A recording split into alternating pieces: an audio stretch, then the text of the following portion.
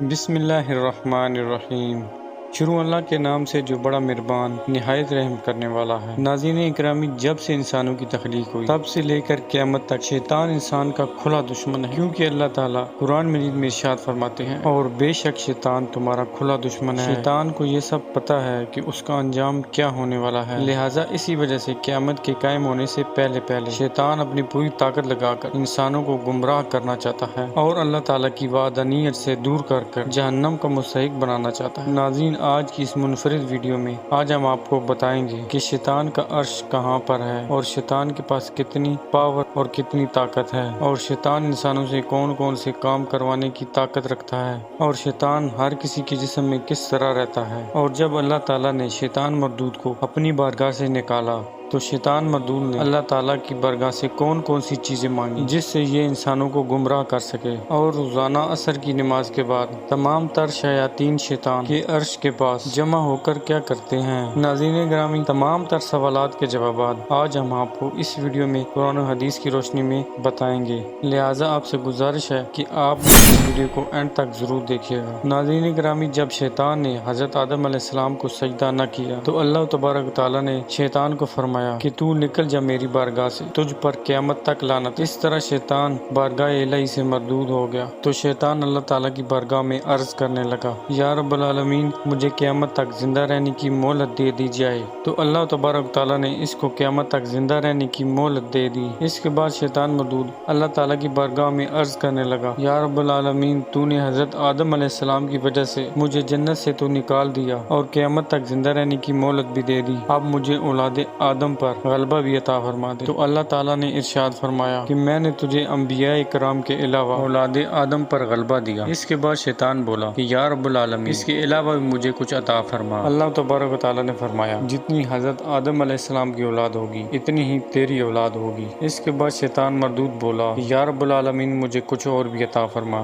تو اللہ تبارک و تعالیٰ نے ارشاد فرمایا کہ انسانوں کے سینے تیرا مسکن ہوں گے اور تو ان کے جسموں میں خون کی طرح گردش کرے گا۔ اس کے بعد شیطان مردود بولا کہ یا رب العالمین، مجھے کچھ اور بھی عطا فرما۔ تو اللہ تبارک و تعالیٰ نے فرمایا کہ اپنے سوار اور پیدا مددگاروں سے مدد مانگ کر انہیں حرام کمائی پر آمادہ کرنا، اور تو لوگوں کو حرام کاموں میں مبتلا کر کے حرام اولاد کا حقدار بنائے گا اور لوگوں کو حرام کاری کے اسباب مہیا کرے گا، اور تو لوگوں کو گندی گفتگو، برے افعال اور جھوٹے مذاہب میں مبتلا کر گمراہ کرے گا۔ اس کے بعد حضرت آدم علیہ السلام نے اللہ تعالیٰ کی بارگاہ میں عرض کی، یا رب العالمین، تو نے میری اولاد پر شیطان کو مسلط کر دیا اور شیطان مردود سے رہائی تیری رحمت کے بغیر کیسے ممکن ہوگی؟ تو اللہ تبارک تعالیٰ نے ارشاد فرمایا کہ اے حضرت آدم علیہ السلام، کہ میں تیرے ہر فرزند کے ساتھ ایک محافظ فرشتہ پیدا کروں گا۔ تو حضرت آدم علیہ السلام نے عرض کیا کہ یا رب العالمین، کچھ اور بھی عطا فرما۔ تو اللہ تبارک تعالیٰ نے فرمایا کہ میں تیری اولاد کو ایک نیکی کا ثواب 10 گنا دوں گا۔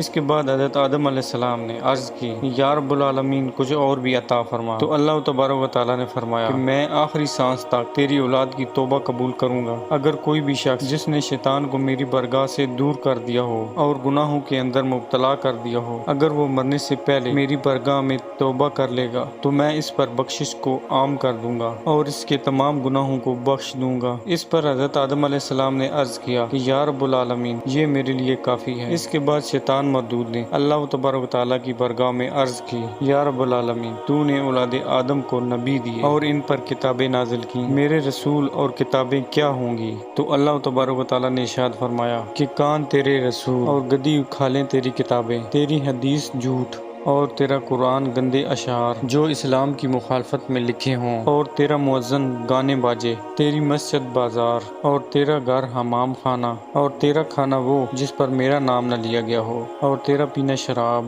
اور عورتیں تیرا جال ہیں۔ ناظرین کرامی،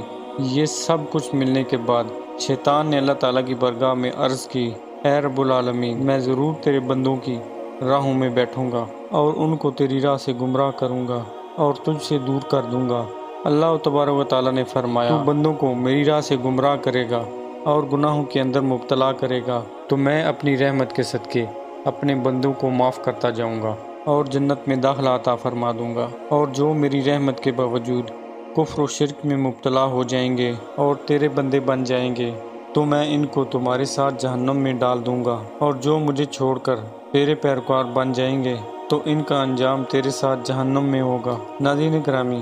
دنیا کے اندر جتنے بھی گناہ ہوتے ہیں وہ تمام کے تمام گناہ شیاطین اور ان کے چیلے کرواتے ہیں، اور ان تمام تر گناہوں کی لسٹ روزانہ شیطان کو پیش کی جاتی ہے۔ جیسا کہ حضرت جابر رضی اللہ تعالیٰ عنہ فرماتے ہیں کہ رسول پاک صلی اللہ علیہ وآلہ وسلم نے ارشاد فرمایا، شیطان اپنا تخت پانی پر سجاتا ہے، پھر وہ اپنے لشکروں کو روانہ کرتا ہے اور وہ لوگوں کو گمراہ کرتے ہیں۔ جب تمام شیطانی لشکر لوگوں کو گناہوں کے اندر مبتلا کر واپس آتے ہیں تو ان میں سے ایک شیطان کے پاس آتا ہے اور شیطان کو بتاتا ہے کہ آج میں نے یہ گناہ کروائے، یعنی آج میں نے فلاں کو زنا کے اندر مبتلا کر دیا، اور فلاں سے قتل کروایا، اور فلاں سے چوری کروائی، اور فلاں سے جھوٹ بلوایا۔ اس طرح وہ شیطان کے سامنے کروائے ہوئے تمام گناہوں کو گنواتا ہے۔ شیطان اس کی بات سن کر کہتا ہے کہ تو نے کچھ نہیں کیا۔ حضور پاک صلی اللہ علیہ وآلہ وسلم نے ارشاد فرمایا کہ پھر ایک دوسرا شیطان آتا ہے اور کہتا ہے کہ میں نے فلاں آدمی کا پیچھا اس وقت تک نہیں چھوڑا جب تک میں نے اس کے اور اس کی بیوی کے درمیان جدائی نہ ڈال دی۔ حضور پاک صلی اللہ علیہ وآلہ وسلم نے ارشاد فرمایا کہ شیطان اپنے چیلے کی یہ بات سن کر بہت خوش ہوتا ہے اور اس کو اپنے قریب کر لیتا ہے اور اس کو گلے سے لگاتا ہے اور اس کو کہتا ہے کہ تو نے بہت اچھا کام کیا۔ ایک روایت میں روزانہ عصر کی نماز کے بعد شیطان اپنا تخت سمندر پر بچھاتا ہے اور تمام شیاطین وہاں پر جمع ہوتے ہیں اور پورے دن میں کروائے ہوئے گناہوں کی لسٹوں کو شیطان کے سامنے رکھا جاتا ہے اور شیطان اس کا جائزہ لیتا ہے۔ شیطان کا جو چیلا سب سے زیادہ لوگوں کو گناہوں میں جو مبتلا کرتا ہے تو شیطان اس کو داد دیتا ہے اور اس سے بہت خوش ہوتا ہے۔ تو ناظرین کرامی، اس طرح شیطان اور شیطان کے چیلے روزانہ لوگوں کو گناہوں میں مبتلا کرتے ہیں اور ان کی یہ کوشش ہوتی ہے کہ لوگوں کو زیادہ سے زیادہ گناہوں میں مبتلا کر کے ان کو جہنمی بنا دیا جائے۔ لیکن جو اللہ تعالیٰ کی بارگاہ میں سچی توبہ کر لیتے ہیں اور اپنے رب کے حضور آنسو بہاتے ہیں تو اللہ تعالیٰ اپنی رحمت کے صدقے ان کے پچھلے تمام گناہوں کو معاف فرما دیتا ہے۔